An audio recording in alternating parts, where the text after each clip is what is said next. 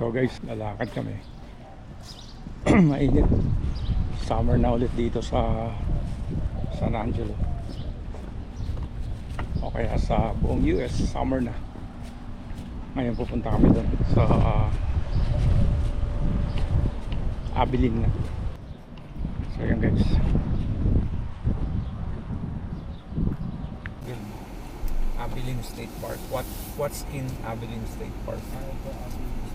Right. Bago dumating sa Abilene yan. Ano maganda doon. So samahan nyo nga kami guys while we travel going to Abilene at mag-relax lang ng konti. So, napakainit na ngayon. Tingnan mo yung kalsada. Napaka solid na ng init ng araw. So guys, ito nga yung Goodyear company rito. Napakalawak ng ano nila area, paggawaan ng gulong guys.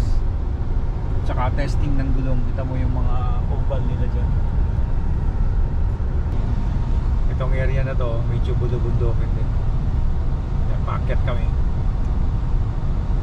Naka 1.9 ang RPM ko, then maintain lang ako sa 74 at may mga sheriff na talagang nangahabol guys, so hindi pwedeng humataw, though mainit na mainit, pero sila din nagpapainit para manghuli ng mga speeders.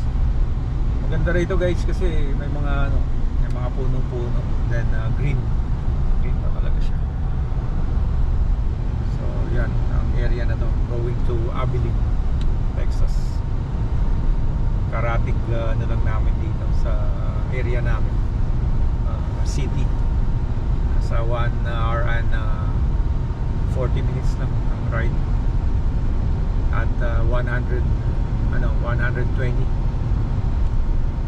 kilometers per hour, so that is like 75 miles per hour. Kaya naman ang takbuhan dito, maintain guys ng mabilisan. Yan ang stretch, ganda. Suabe naman ditong Hyundai Santa Fe, so walang kakaba-kaba.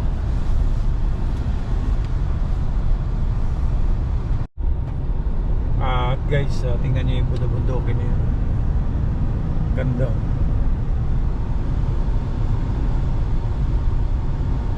May mga siya, may mga halaman din, mga puno-puno siyang maliit. Yan, bushes. Other than that, dito sa gilid banda rito, yan, greenish, green talaga siya. Siya guys. Kaya lumabas kami ngayon, mukhang hindi na kami nakakita gaano ng ganitong scenery. Medyo stressful na masyado sa katawan namin, nasa loob ng lagi ng bahay. So ito yung anak ko nasa likod, si JC saka si Charlotte. So ayan, so ganito kami guys. Pagka orange ang mga signage sa daan, ibig sabihin yan na approaching ka sa mga construction area. So dahan-dahan lang. So kagandahan dito is ayan lang naman ang settings dito. Just ka ng speed, so yan 65 na lang siya, and increase mo lang yung speed. So napakagandang features ng 2024 Santa Fe. So yun guys, mga construction dito. Dahan lang talaga para respeto, makita ng respeto na lang sa mga gumagawa rito din. Nag 65 lang ako, so ang allowed is 60, so sana hindi naman masyadong sumasalungat sa speed limit dito na area. So guys, dito na nga kami sa Bronx. sa town ng Bront. So ito yung isang town na madadaanan bago ka dumating ng Abilene. So yun.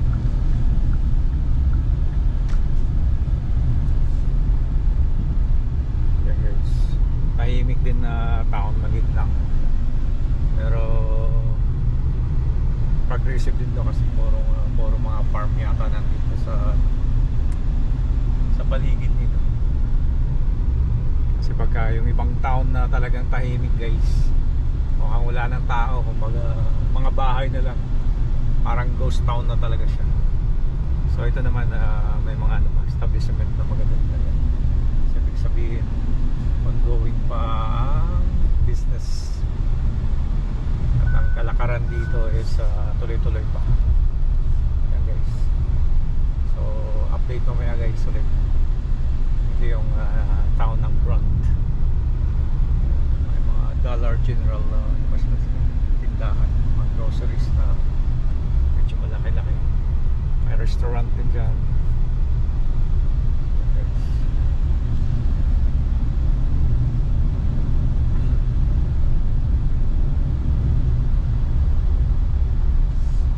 So minsan ang mga local police dito na mga naka-patrol car, so nagtatago lang sa tabi-tabi. So dahan-dahan ka lang talaga para hindi ka mahuli at walang ticket. Abala yung may ticket ka kasi magbabayad ka. Minsan pagka sobrang bilis ka sa gusto nila, seminar ka pa, mag-training ka ulit. So yun. Dito naman ongoing construction pa rin, so 60 ka lang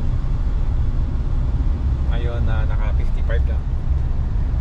So ito yung kagandahan guys, mga pa ako nakaganyan lang, so wala akong inapakang pedal. So dito lang lahat. So ito increase my speed. Yan. 58 na ako, so lagay ko 59. Ito yung actual speed ko guys.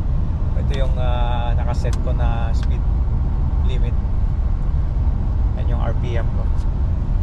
So check ko rin, monitor ko yung gulong ko, yung hangin niya, para kasi sobrang init guys. So sakto lang naman, lumampas lang ng isa yung nasa likod. 36 yan, pero 35 lang dapat. So yan guys, tuloy-tuloy lang ang biyahe. Kaya ito kainit, dahan-dahan. Then 75 na naman dito. So increase speed na naman ako. So guys, pagka in-increase ko yung speed, yung 59 na ito, so aangat na naman yun. Kaya guys, ito ang kagandahan dito sa mga kotse dito sa US. Super high-tech siya. So ito lang naman, hindi ako nag-aapak na accelerator. Ayan guys, increase lang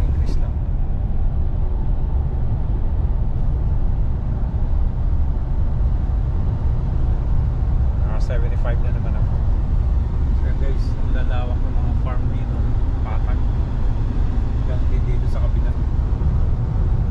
So yung bulubundukin doon, ganda, sarap pumatong.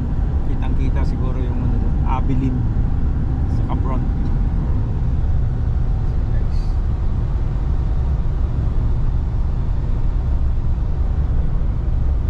Suabe naman yung daan, kaya walang kakaba-kaba. Mga 40 miles na lang siguro kami to city of Abilene, pero hindi naman dire-diretso kami doon sa city. Bago dumating ang city, doon yung pupunta namin sa Abilene State Park. So tingnan nyo yung guys, stretch ng kalsada, lawak, saka tuwid-tuwid lang. So yan, nakasalubong ako na Jeep Wrangler. So maganda rin yung Jeep Wrangler, pero if ever na mag-jeep ako na type na sasakyan, personada ko yung Raptor na Bronco Raptor. Gusto kong ma-drive yun at maari ng mga ilang taon. Ganda rin yun. Pero ang inaabangan ko ngayong lumabas yung Toyota 4Runner na bago. So, yan. Na this year may display na para ma-test drive, saka makita mo yung tsura talaga sa totoo, personalan. So guys, regarding naman dito sa mga instrument panel, ganda. Mas gusto ko siya, parang napakadali niyang i-manage kapag nag-drive. Yung illumination niya sa gabi pinakita. So ngayon naka 6 bars kami sa aircon fan. Nakalamig guys, naka 62 sync kami to 62 degrees Fahrenheit. Super lamig. Babawasan ko yung hangin para hindi masyado, pero nangangagat sa balat yung lamig niya. Though sa labas guys, nasa mga 95 siguro degrees Fahrenheit yung init. So may kasalubong kami truck guys, yan, trucker. So yan, iwasan mo lang siya ng konti kasi masyado siyang malapad.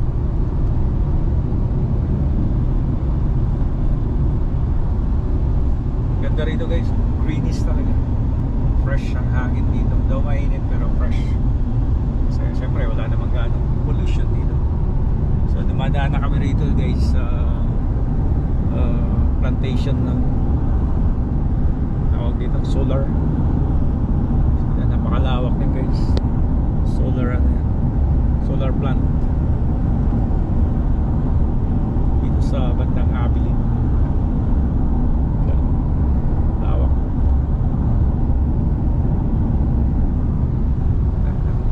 Kaya kulay puti lang siya. And then after that meron siyang farm. So balikan natin ang performance ni Hyundai Santa Fe. So ganda guys. Saka ito pala, itong pinaka screen ko dito, pwede mo siyang i-off. So ito lang yung star lang. Yan. So off na siya guys. So sa labas naman may mga ranch tayo guys. Yan, mga baka doon. Dito sa kabila ang lawak ng patag.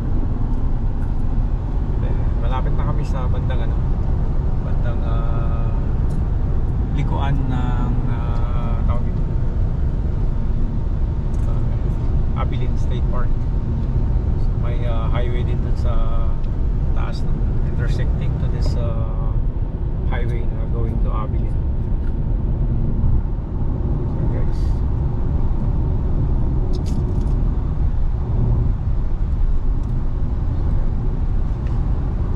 malawak, mga mabait dito. Sarap magkaroon ng farm dito guys.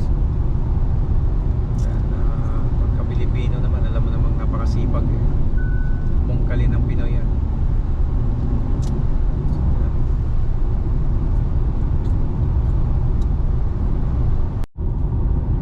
So dito guys, approaching naman tayo sa mga windmill.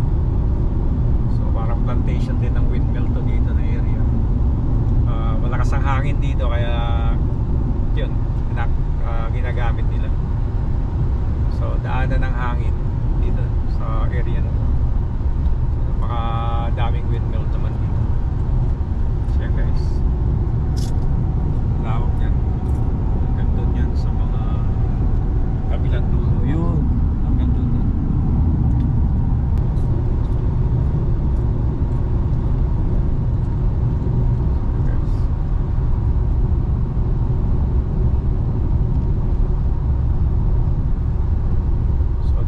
Highway 277 going to north.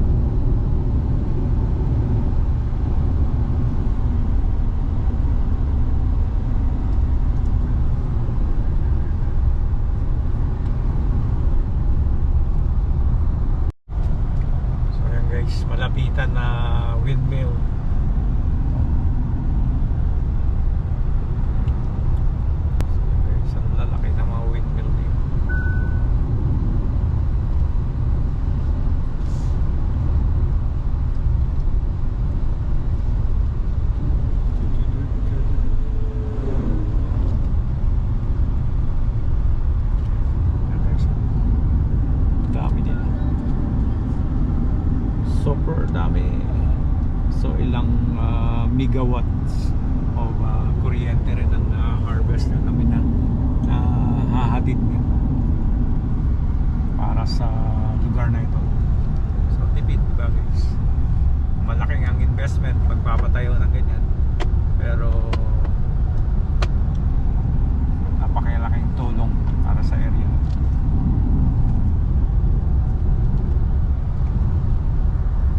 So guys, malapit na nga kami sa Likuan papuntang Abilene State Park. So yan na yung highway intersection. So malapit na doon sa may lumabas na pula na kotse. Alam ko doon yung Likuan. Turn right onto FM 89. Guys, liliko kami dyan.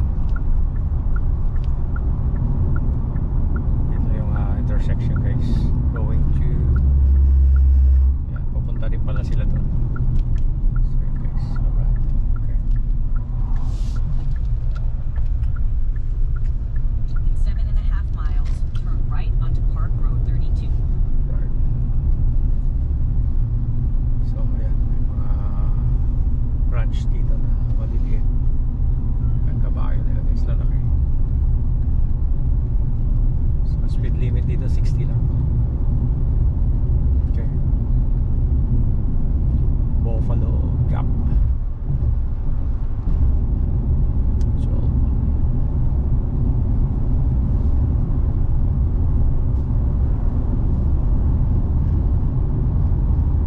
ito yung area na papasok dito guys.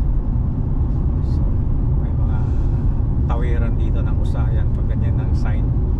Daming tumatawid na usa dyan. Pagka hapon, gabi, ganyan. Daling araw.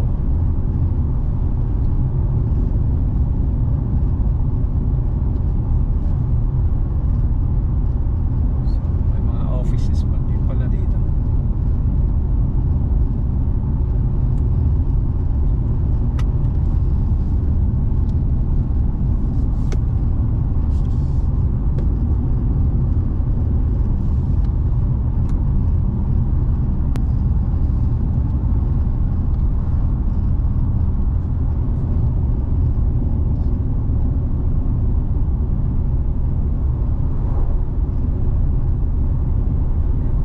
Dito yan.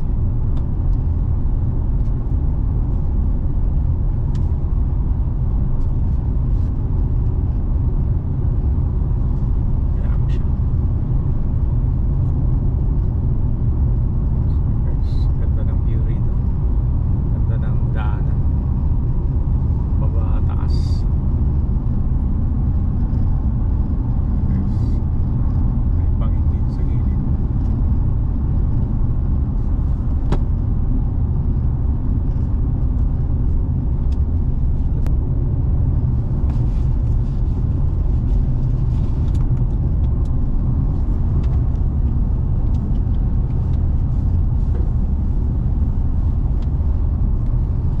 So yan.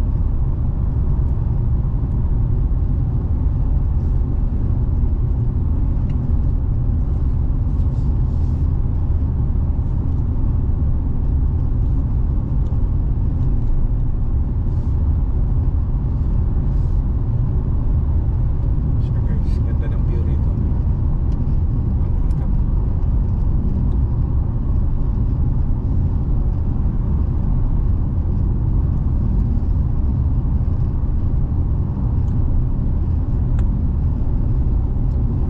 Green grass of home.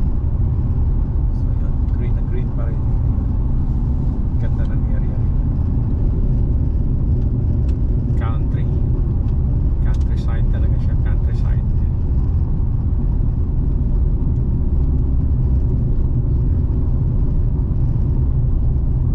So ito guys, inaalalayan ko lang talaga pagka medyo super paliko siya. Siyempre iba pa rin yung may control siya ng kamay ko. Pero mostly guys, relax lang yung kamay ko, nakapatong lang ganyan. O sana talaga siyang nag-drive. So itong kagandahan dito, meron siyang lane centering. pictures. So basta't kalkulado niya yung mula sa gitna hanggang sa gilid. So nagpapagitna siya lagi. So camera na ang computer box. Camera ang nagmamaniobra. So guys, may nagpa-vibrate dito.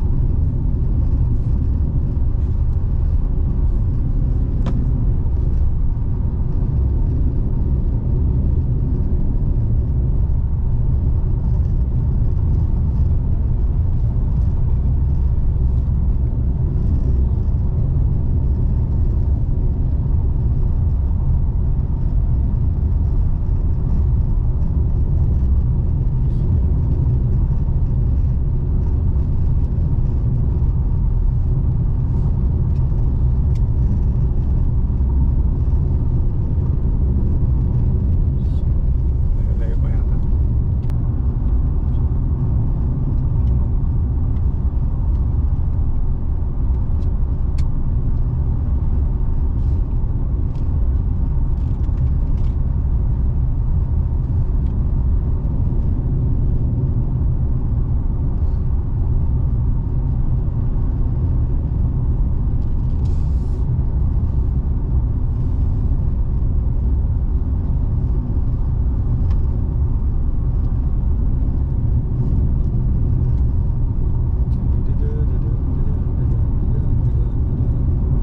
In 2 miles, turn right onto Park Road 32.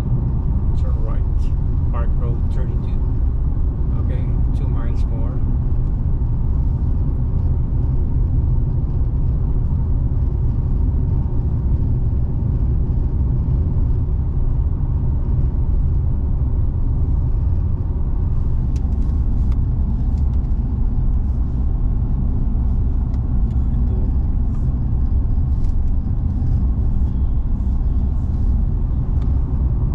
May vulture guys.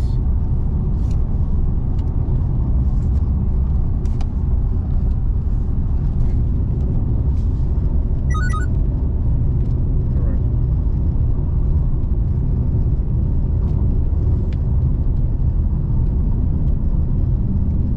So guys, malapit na nga kami. So guys,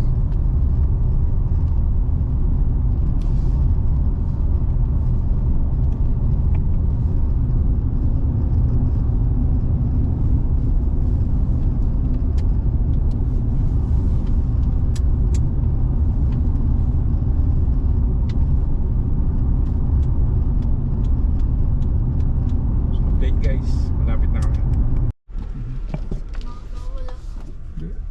Dito lang yung hello. Hi. Wait a minute.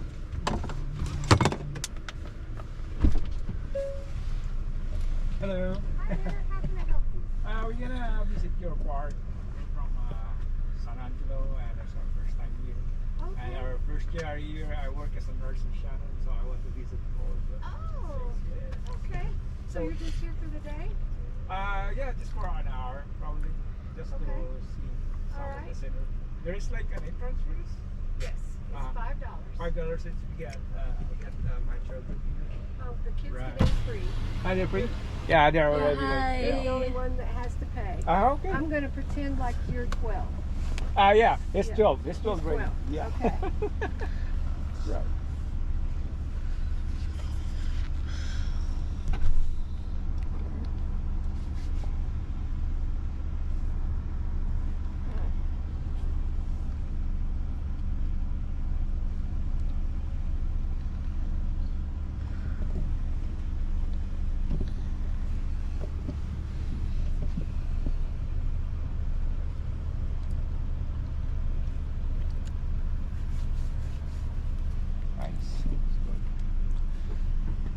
could have told me so baka pwede mag-swimming. Hala, charot.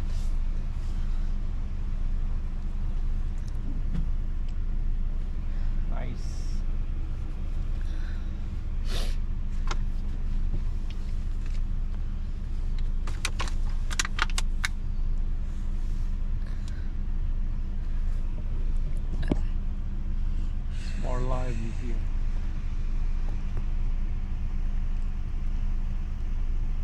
still large trees,